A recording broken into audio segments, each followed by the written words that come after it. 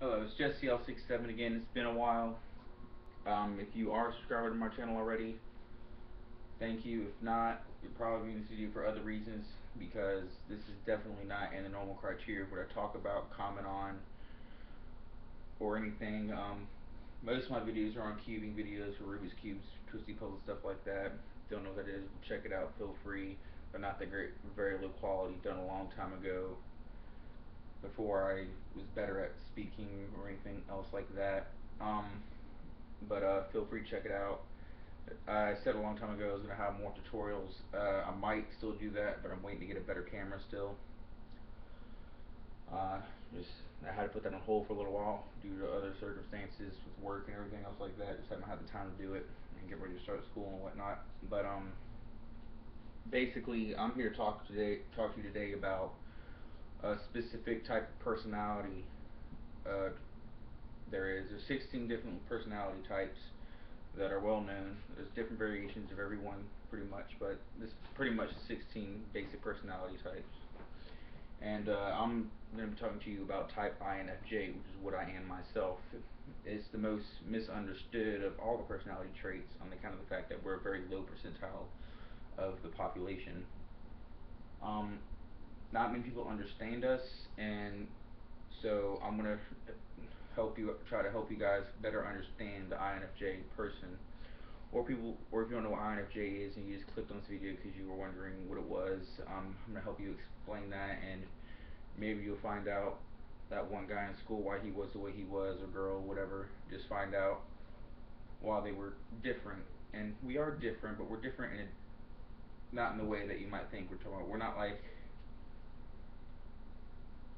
like we're not mentally disabled or anything like that. I mean, sometimes you come across as kind of like it's just we come across different than we actually are. I mean, it's definitely a part of who we are, but if you got to know us, we're definitely a good people to be around. It's just we're a very shy person. An INFJ is a personality trait. The I stands for let me think, remember exactly. I can't remember exactly what they each stand for, but what it means is we're intuitive thinkers. We we judge based off of feelings, and our judgments we get off right back at the hand. We just get like a gut feeling, and then we judge based off of that. And then we are introverted. There we go. That's what it means. The I stands for introverted personality, an introverted person. N is the intuitive thinker. J is the F is for what we feel. We judge off of feeling, and the J is just for our judgment. Is how we judge and we basically how we live our lives is what the INFJ is.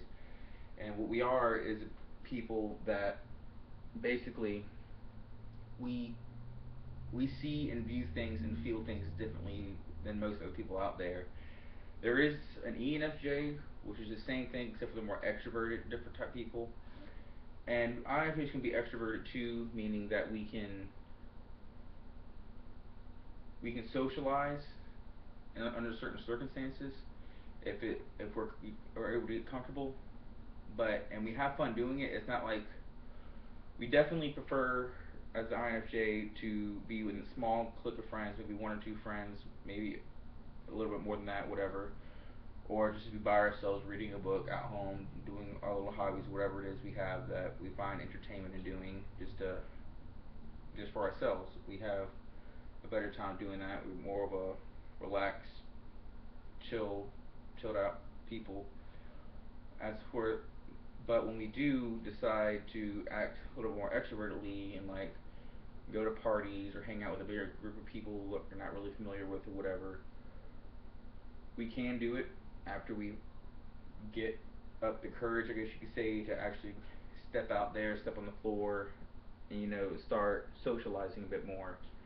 And we do have fun. We do have a good time, but it's just a little bit more exhausting for us. Like if I were to go out to a party, whatever, I'd have a great time. I'm gonna socialize. I'm gonna do this. I'm gonna do that. I'm gonna have a great time socializing, meeting new people. It's not like I'm gonna be. I mean, some of us we don't like doing that. You take us to a party and we're not suspected for it. We're gonna be that guy you see or that girl you see just standing over in the corner with a small group of friends or by herself, just kind of like doesn't you don't know what to do there, and that definitely happens a lot for us.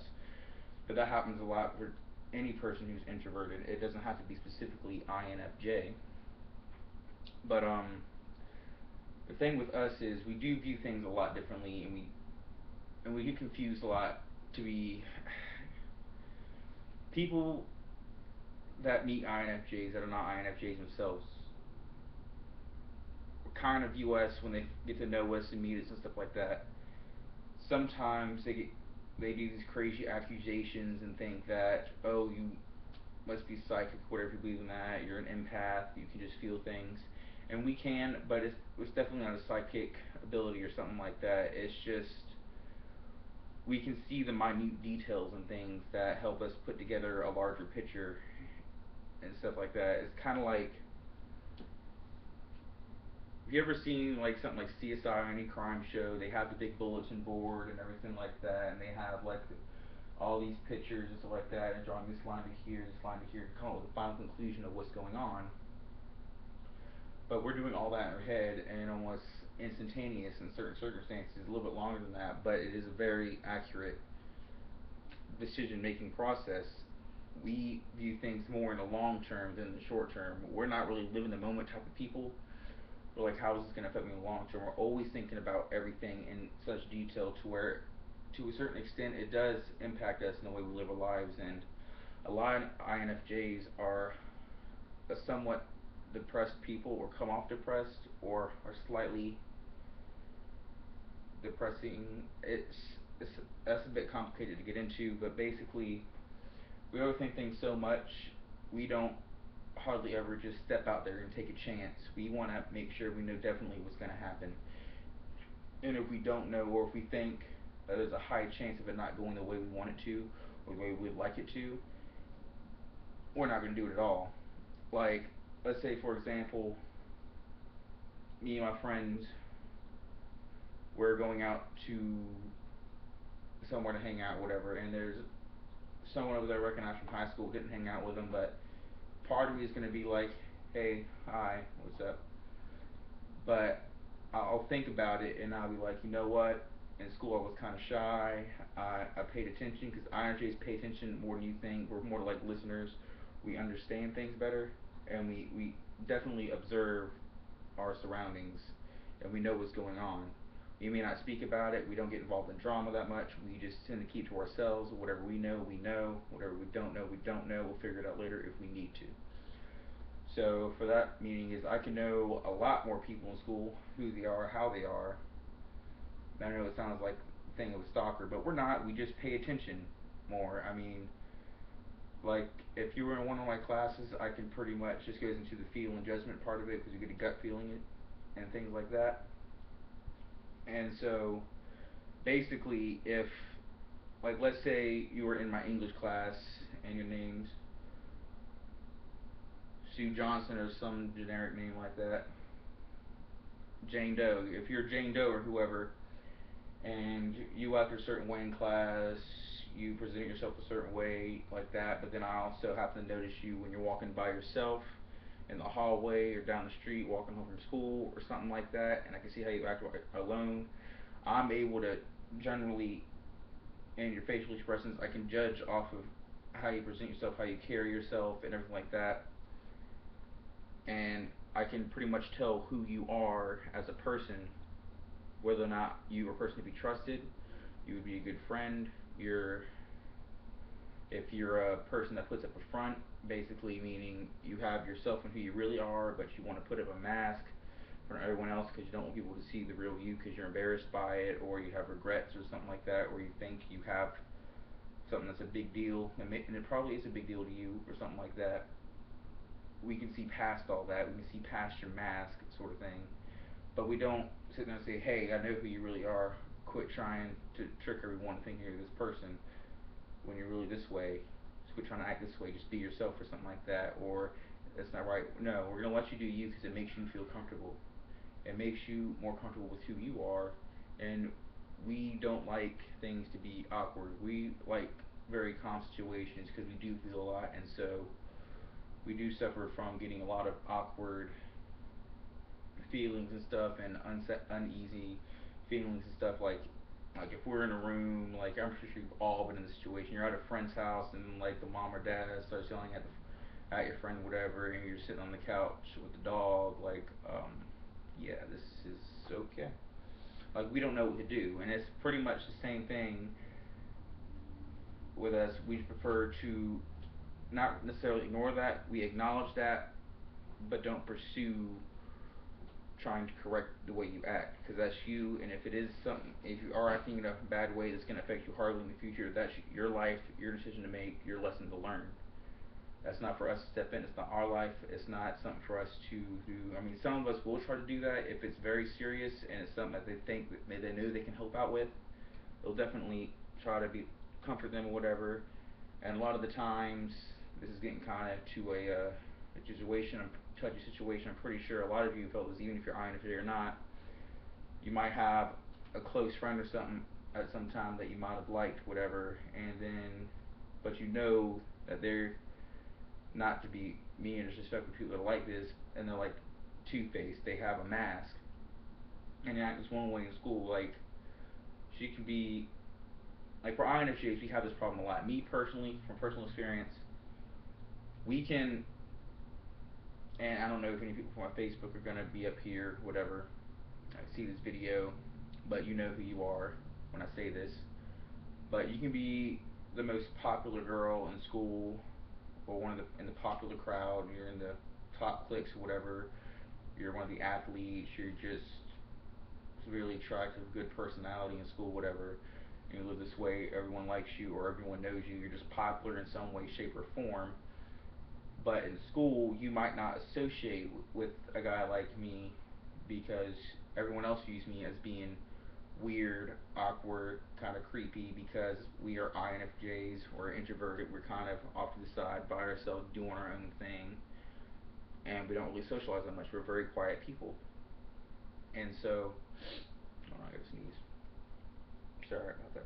And so, what we'll do is, what happens sometimes, I mean, if we do get to, like, if every now and then a situation occurs to where I'm just gonna give you an example instead of telling you a situation. And the actual example is that girl. You may see her off crying one day by herself, and again, or you just feel that she's upset because we feel intuitively. It's just we know something's wrong. I mean, that sounds crazy, but like if we just walk past you, we know, and like you're feeling distraught or upset about something, even though your face may say, "Hey, everything's fine. I'm happy. I'm real happy-go-lucky. Let's go." We can still tell. And like if we get the strong enough sense, sometimes it's hard to just ignore it and move on, keep walking by. And so for me, I'm not gonna give any names. So again, Jane Doe. So Miss Popular Jane Doe over here. She looks all fine and normal and everything like that. We're on the floor. She's sitting on the bench, and I'm like, I just start walking past. I see her, and then I'm just like, I think something's wrong. But as I keep getting closer, because I have to walk that way to get to the road to get to my house, because I was walking home at the time. And so basically, if it's strong enough to where it's making us feel that same emotion, because we feel the same emotion you're feeling with whoever's in the room. We can share emotions. We're more empathic. We can feel empathy more genuinely than other people can. Other people can say, "Hey, she's sad. Feel sorry for her."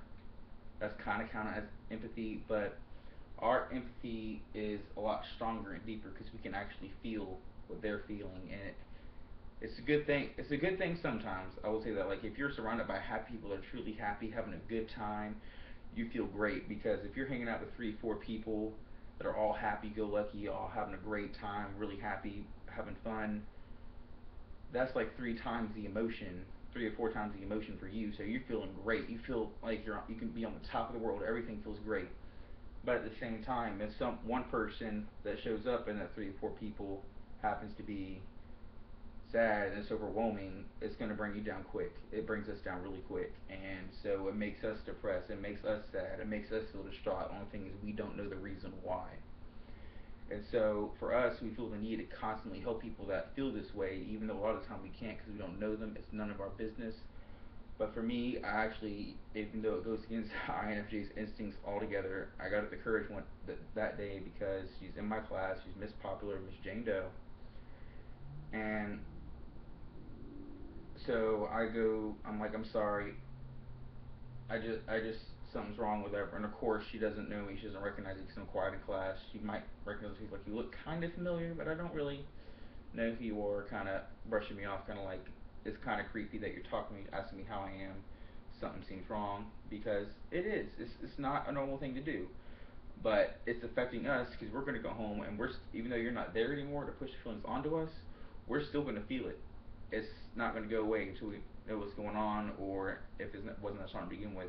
But with her, it was a very strong sensation. Now, it wasn't someone I was attracted to or anything like that. I wasn't going to try to date or nothing like that. Never thought about it.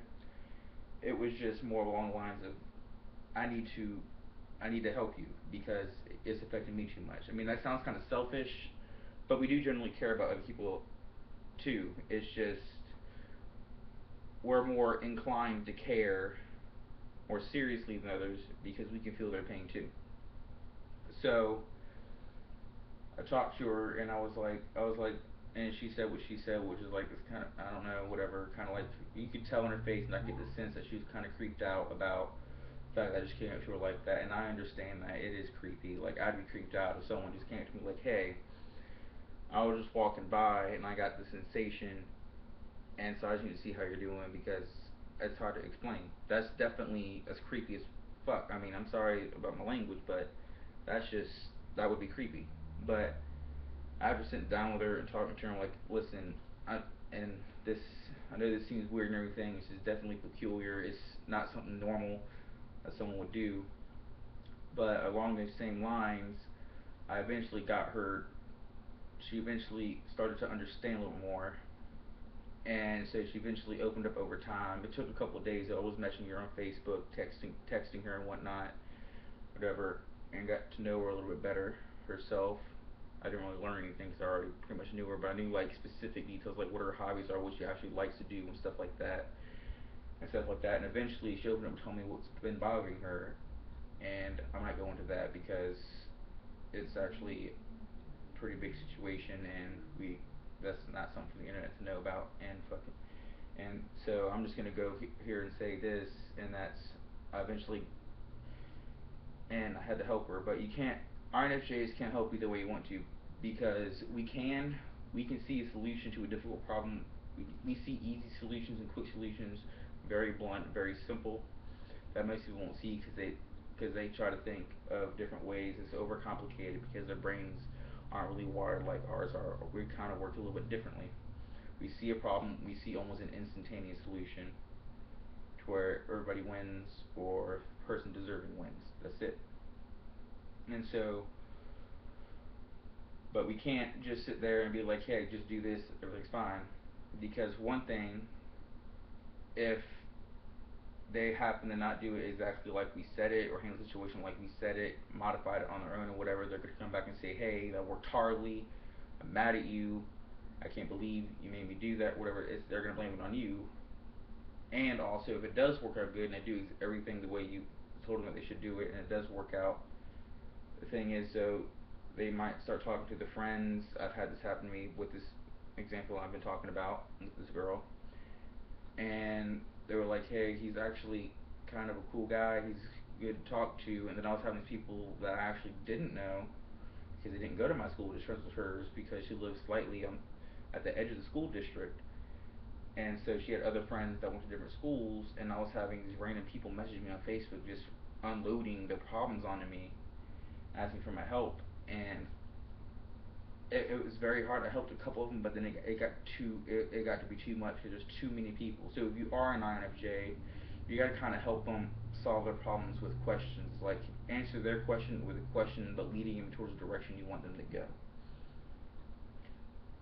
So like if they ask you what should I do, she's like, well, how do you feel you should handle this? And if they answer something that you don't agree with, she's like, well, maybe you'd want to try it doing a slightly different way until eventually they get the kind of the idea themselves. They make them feel like they came up with the idea of what to do, even though you kind of planted the seed and have them do what you want them to do. it's definitely better that way. That way, it's their decision, and they can't blame you if it turns out bad or it doesn't turn out the way they wanted it to. But it's more likely than not it's going to turn out good because they came up with it and they think it's their own idea, so they're going to remember what to do more often than not. But it's still very difficult. Um, let's see what else can I add here. Also, more into that just covers that. But oh yeah, about that different person, the people that put on the mask, like I was saying, like this popular Jane Doe. After I talked to her, whatever, we started talking. We never talked in school. Like we would like wave hi, whatever, in class, whatever. She would always do awkward, like whatever, something like that, because there she has this reputation to protect. I guess that makes her feel comfortable in school, makes her feel secure. It keeps her ego up. Whatever it is doing for her, it's helping her live her life the way she wants to live it. And INFJs don't really care for that aspect too much. Once you've helped you out with your problems, we've talked to you, got to know you, it really does kind of hurt that you're going to ignore us in public. But as soon as you get home from school, you're messaging us, you're talking to us, you're getting to know us. You want to hang out with us, but you don't want to ever hang out with me and your friends. You just want to hang out with me by yourself, by myself. You don't ever want to just. You're afraid because of other people's views of me to let people know that you're my friend, or the INFJ's friend, because you're afraid that that's going to diminish your credibility somehow or whatever. And we understand that it just kind of sucks, to put it bluntly. It sucks ass. It really does, because we do all these things and we get credit when credit is due from the people that we helped out directly, but no one else is ever going to know that, hey, he's a good guy, except for word of mouth. But even though, like I said, different people from her that were friends of hers and friends of her friends that were asking me for help and loading the problems onto me, it's it doesn't. We instantly, if you unload our problems to me, whether we know you or not, we're gonna feel what you're feeling, going through, whether it's via email, whatever. We can get a sense of how you're texting it. They say text messaging or an email or a message or a letter doesn't have a tone, and it doesn't to the average person. Like you can't tell if someone's sending something angrily, happy, jokingly, whatever, not without. It's just saying they're not putting JK or without an emoticon or something like that. So we feel we can actually sense the tone. I mean, it's very hard to explain that, but if you actually know the person beforehand, even a little bit, for us, we know exactly by the wording that you use in that message. We know the tone.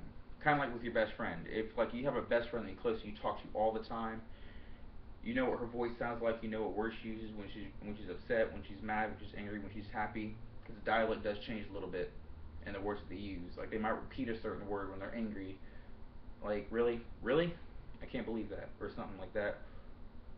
Or like when they're happy, I'm like, I'm so psyched for this to happen, or whatever like that. They'll just certain context will it does present a tone. So the I'm gonna call it a theory that texting does not have a tone is ridiculous, because it depends on who you are and if you're able to read into that. I won't read into it too much because sometimes it just comes out differently. But most occasions for the INFJ, we can get the tone down pat. So let's go back more to the way we view people that put up a mask. Let's change subject because I feel like you got the grasp of how we just understand things better and how we work on things. Now, for the people that wear a mask, there are people that wear.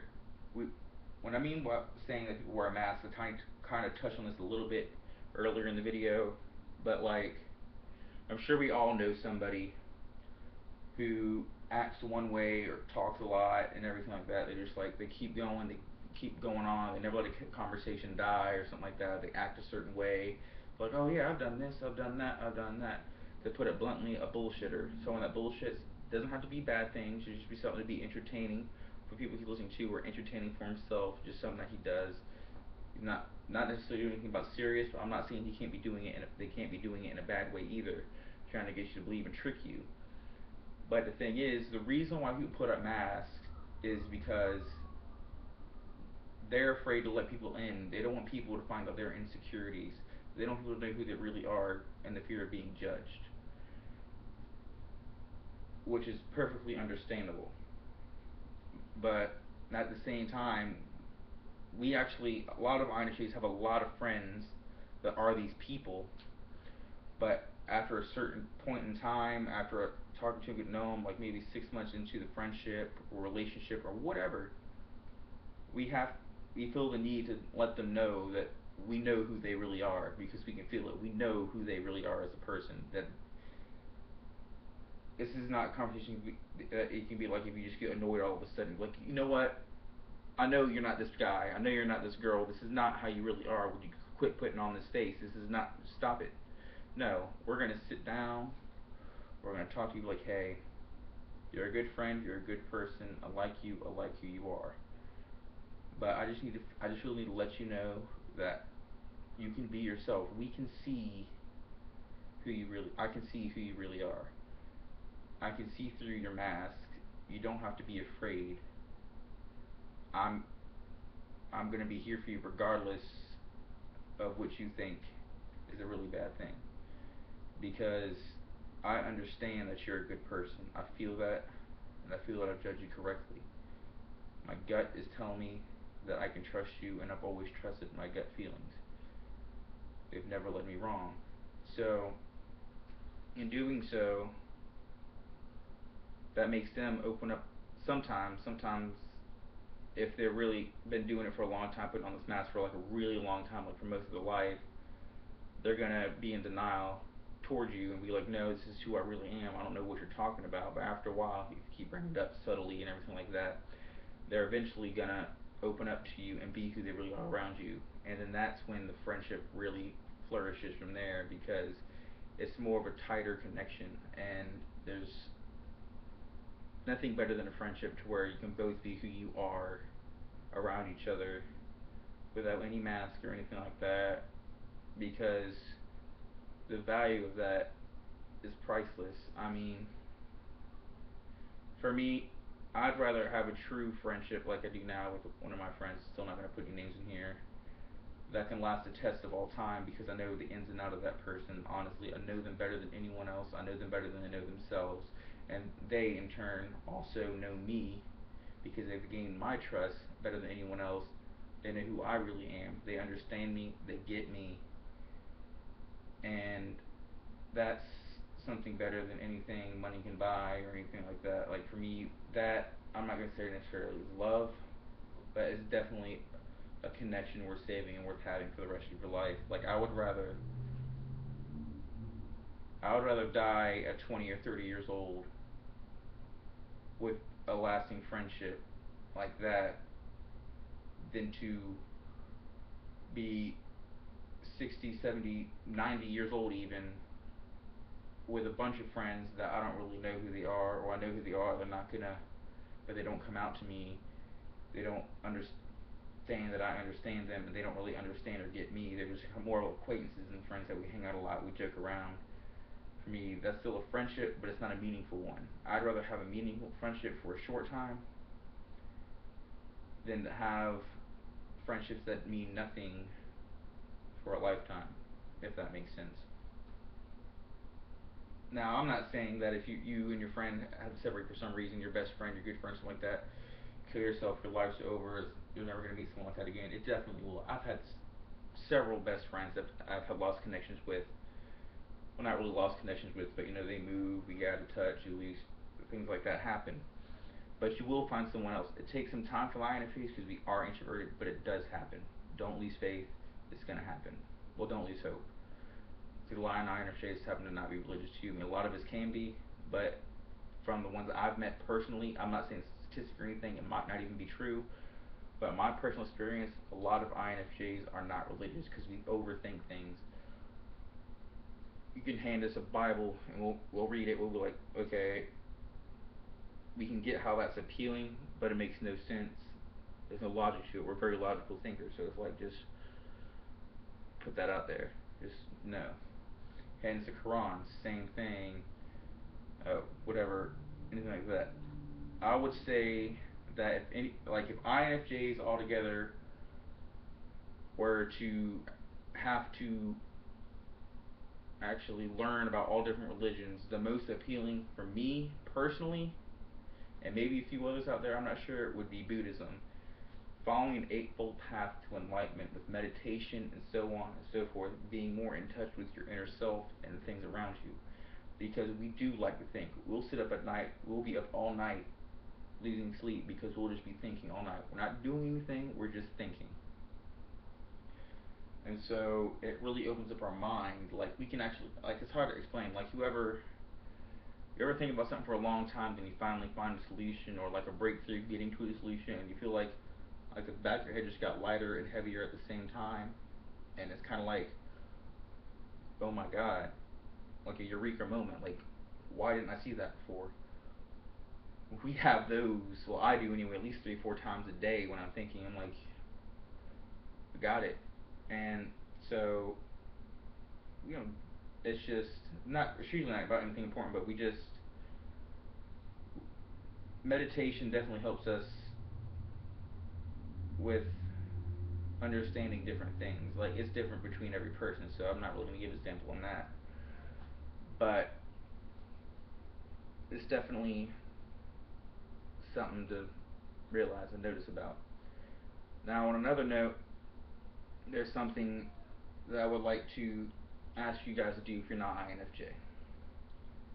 If you see a guy standing around at a party or something like that, he's quiet and shy over here, or like that, or if he's staring at you, if you're a woman, he's a guy, or if you're a guy and the person in the corner is a girl, whatever, like that, and they look like they're being creepy, staring at you, whatever, and looks really awkward, like they're freaking like, oh, look at you, like that, just like looking really creepy, like kind of and shit like that.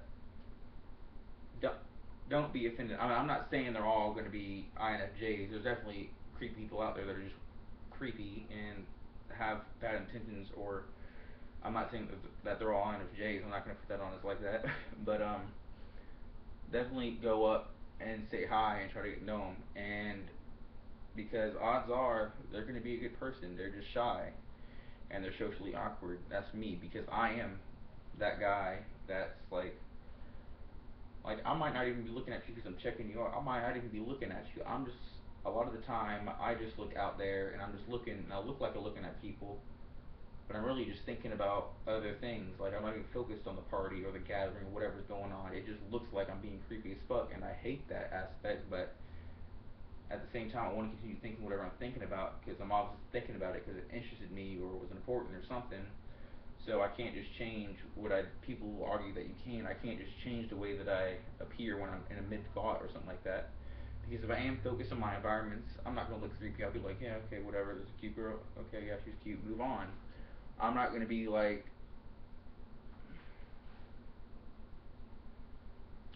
And if we are staring at you, most likely what's going through our head is we're just observing you, trying to figure out how to approach you because everyone's different. Everyone requires a different approach. So we're trying to figure that out by your body language, your actions, your speech, what you're saying. I mean, there's definitely more subtle ways that we could be doing this, but a lot of times, being intuitive and thinkers and with gut feeling and everything like that, it's definitely